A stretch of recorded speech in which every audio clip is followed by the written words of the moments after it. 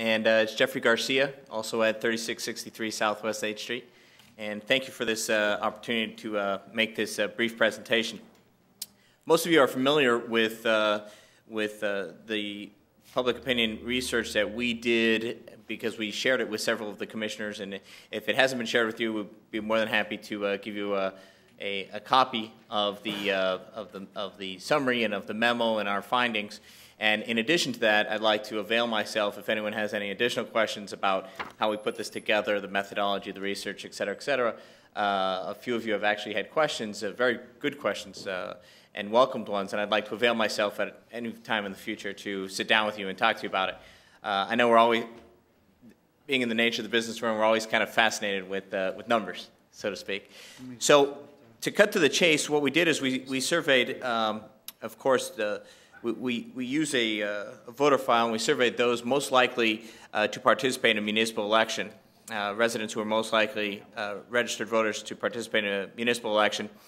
And we tried to, as they do with most of these public opinion surveys, try to mirror the electorate as close as possible. Of course, it's not exact, but half of the surveys, 51%, were completed by Hispanics, which is perhaps a slightly ambitious number. For a municipal election, 49 were done by Caucasians, and 20% of the surveys in general were completed in Spanish, were by Spanish preference-speaking registered voters.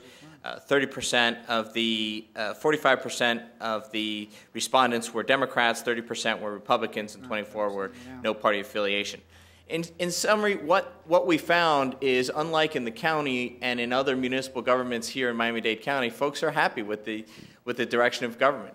We've done these surveys in other municipal governments, not to besmirch any of them, recently in the last few weeks, and it's quite a different sense from the electorate here and from the voters here. They're pleased with the direction of the city government's in. They're pleased with their city government.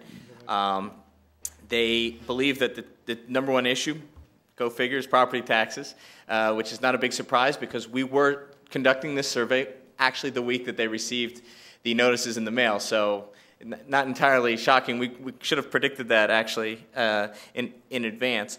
Traffic is also of great concern, and then you start moving further and further down the line, and they're actually pretty distant third and fourth place.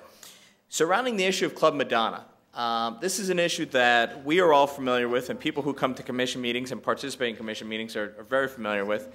And it's been in front of the commission in one form or another for about 6 years. But what we found is that the electorate, frankly, has kind of no idea what Club Madonna is. We even prompted them by saying, are you familiar with Club Madonna on Washington Avenue, trying to see if we could draw them out a little. And only 44.5% were familiar with Club Madonna. Not surprising. A lot of the residents, frankly, probably, a lot of the likely voters probably have never been there or just aren't familiar with the name. 71% of the respondents, of the voters, said they have no idea if Club Madonna serves alcohol. To be more specific, 14.5% said that they thought they served alcohol, and 14.5% said they didn't know. I mean, that they didn't think that they did, but 71% said they didn't even know. Again, even a higher number than I think we would have all guessed in advance to seeing these results. We then did something unique, which was we attempted to bring them up to speed on the issue a little bit. We read them a sentence, a very long sentence, but we read them a sentence explaining that currently there's a ban in Miami Beach for totally nude entertainment establishments as it pertains to serving alcohol. So we read that sentence, and then we said to them, considering that ban, would you be in favor of lifting the ban if somehow or another it increased city revenues, leaving it kind of ambiguous without giving it a specific number? 30% said yes, 28% said no, and 42% said they were unsure. Again, in this current economic environment, not entirely surprising that people are pretty open to increasing city revenues. And then the final three questions in our findings, again, were about the issues that the voters considered to be most important, which we already went over: the direction of the city, 41% said the city's headed in the right direction, 17% said it was the wrong direction, and 66% thought the commission and the mayor as a body were either doing a good or fair job, and that would be what you would consider an approval rating. But that's actually quite high considering what we have found across the county and other municipal governments lately. So if you have any questions, I'd be more than happy to answer them now or in the future. Again, thank you all very much, and don't hesitate to seek me out afterwards if you have any questions about Paul. Good afternoon. I'm Daniel Aronson. I'm the attorney for Club Madonna. Before I begin, I would like to first tell you all that we were hoping that this matter would be put off. But I had given my word in a letter to the City Commission in which I had stated that we would not ask for a continuance.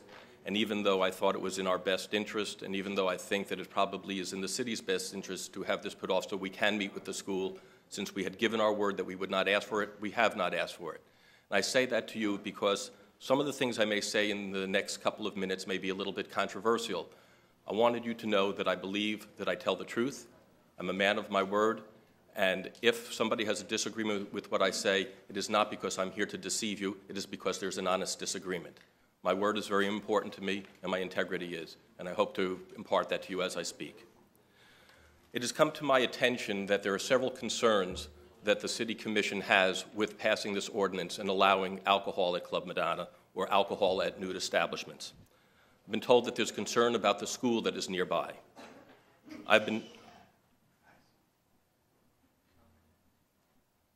Thank you.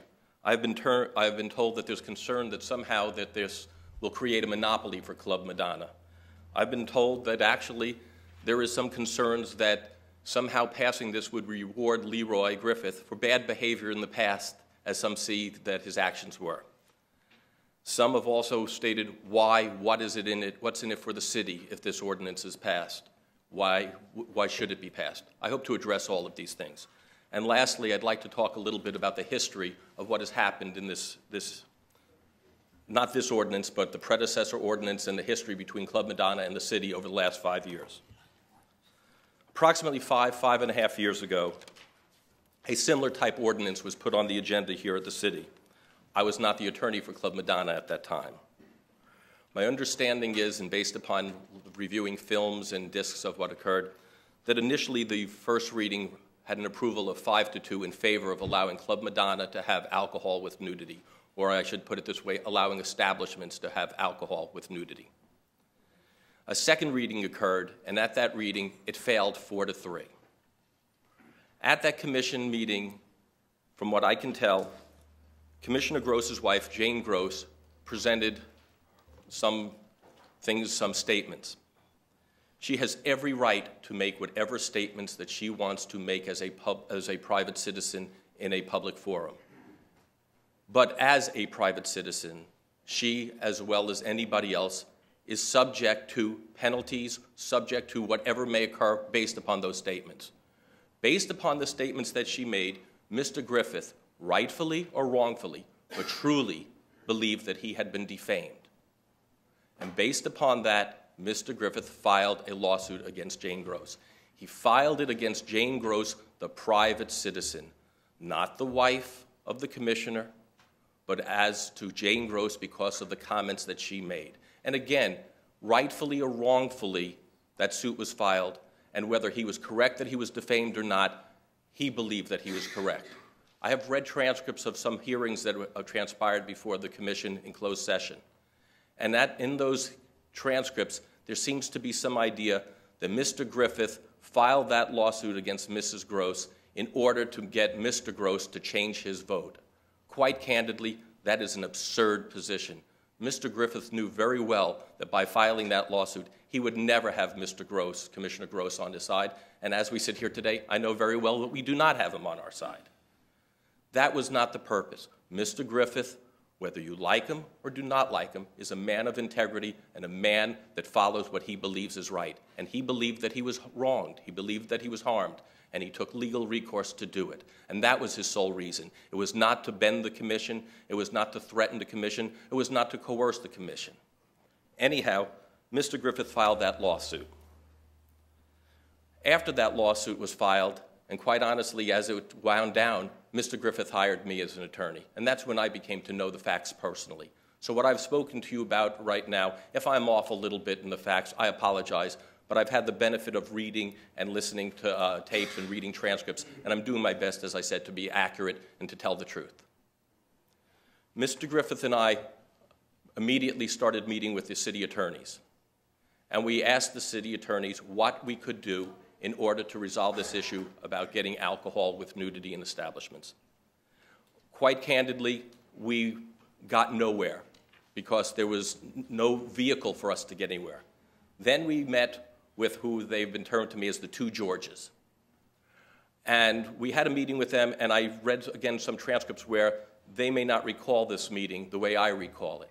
But in that meeting, we were told specifically, the only way that you can get this matter before the City Commission is by filing a lawsuit.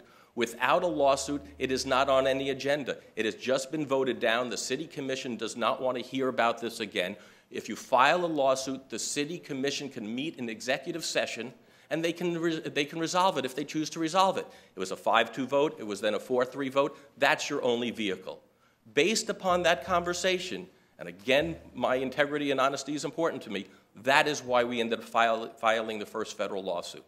So we filed that federal lawsuit, and immediately upon filing it, we reached out to the city attorney's office as to what we could do to resolve that lawsuit, expecting that there may be some dialogue or whatnot. Most of my dealings with the city attorney's office was with Mr. Held. Anyhow, I talked to Mr. Held, and to my surprise, during one conversation, I was informed that the City Commission was not going to address resolving this lawsuit until the lawsuit with Mrs. Gross versus Mr. Griffith was resolved. Excuse me. I'm sorry if that offended you. It was not intentional. I was told that that had to be resolved.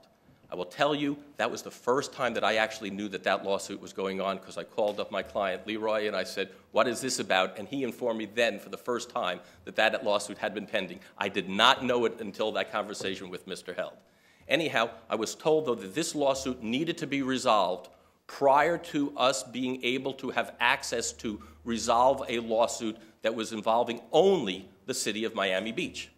Mr. Griffith informed me that he and Mrs. Gross had just entered into a settlement where they were going to dismiss the case and they would pay for their own legal fees. I informed that to Mr. Held and expected that this matter then would be resolved at a next closed session, or that at least would be discussed. Got a call from Mr. Held after that, being told that the City Commission's position was that they were not going to resolve any of these issues until Mr. Griffith paid $30,000 in legal fees to Ms. Gross for her legal fees that she had expended. That put me, as a criminal defense lawyer, not only representing Mr. Griffith, but in a quandary. Part of me was saying that we cannot do that. That will appear to be bribery. We would be giving money that there's an agreement that says that he should not pay that money since they had settled it for each party bearing its own attorney's fees. We would be giving money to Ms. Gross, and that could appear to be bribing Mr. Gross. We can't do that, and we did not do that. It is important to know from our perspective that we were being told that money needed to be paid to a private citizen, and although her name was Gross, she is still a private citizen, that we needed to pay money to a private citizen so that we could have access to the City Commission resolving a matter that we believed at that time was in the best interest of the City Commission. And do you know why we believe that? Because Mr. Held had gotten up here subsequently to that, and we had discussed when we met with